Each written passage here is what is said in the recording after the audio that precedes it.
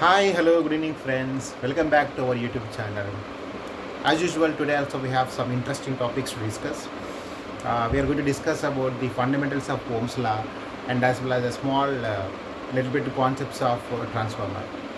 Um, of course, you all might have in mind that what extra information that I'm going to give about the Ohm's law. However, I'll try to give more information. Um, I'm not sure that this is unknown to many people, of course, but still, I feel it is important to discuss here. So, whenever you talk about or whenever you get Ohm's law in your mind, so simply today is actually 14th May 2024. So, whenever you remind or recall Ohm's law in your mind, simply we always say that some people say it is V is equal to IR. Some people say it is some people say it is I is equal to V by R. Some people say it is V is equal to IR. And some of you might be saying it as V is equal to R is equal to V by I. And some may have definition like this also. That is I is proportional to V at constant temperature, STP, standard temperature and constant temperature and pressure. So still, I don't say that these are wrong. They are absolutely true. They are absolutely true. But still, the original Ohm's law is something else. The original Ohm's law is something else. The original Ohm's law was not defined in terms of current, in terms of voltage, or in terms of resistance. So it is very interesting to know. So the basic Ohm's law, the actual law defined by the Ohm is J is proportional to E. So let us take it as equation number 5. So the law which is originally or which was originally given by the Ohm, the scientist whose name is given to the law, is J is proportional to E. So what is the meaning of J? Here J is termed as current density. J is termed as current density, and this E is called electric field intensity. Electric field intensity. Okay. Now, for easy understanding, at later stages, this Ohm's law, original Ohm's law, is reconstructed as the first equation, or you can take second equation, or you can take it as third equation, or you can take it as the fourth equation. But in my view, this fifth equation was reconstructed to fourth equation. So how it is possible? So the basic Ohm's law is J is proportional to E. If you remove the proportionality constant, it is J equal to sigma E. Okay, where sigma is nothing but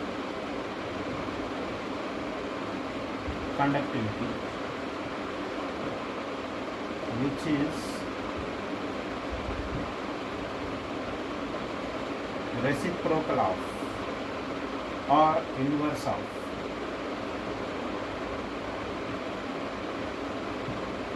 resistivity.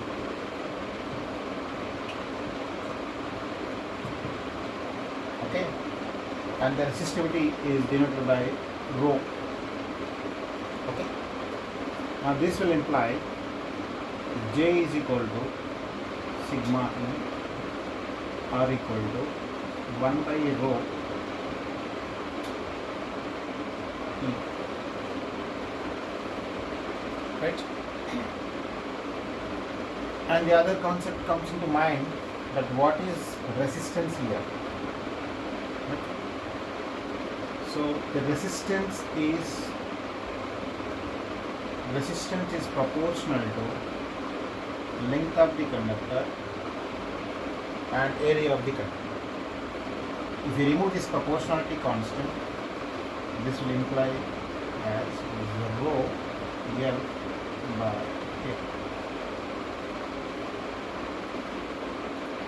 So I think since I have given 5 here, take it as 6 and this as 7. And then what is electric field intensity? So the electric field intensity is equal to the potential per unit length. These are all the standard formulas. So take it as equation number 8. And now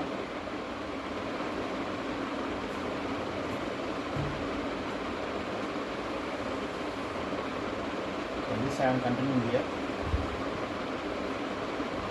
What is J here? Here J is current density, that is simply it is nothing but current per unit area. Okay, and take it as equation number 9. Now what do you do? From this equation number 7, what is 1 by rho? What is 1 by rho? 1 by rho is equal to L divided by R into A. Okay. Now substitute.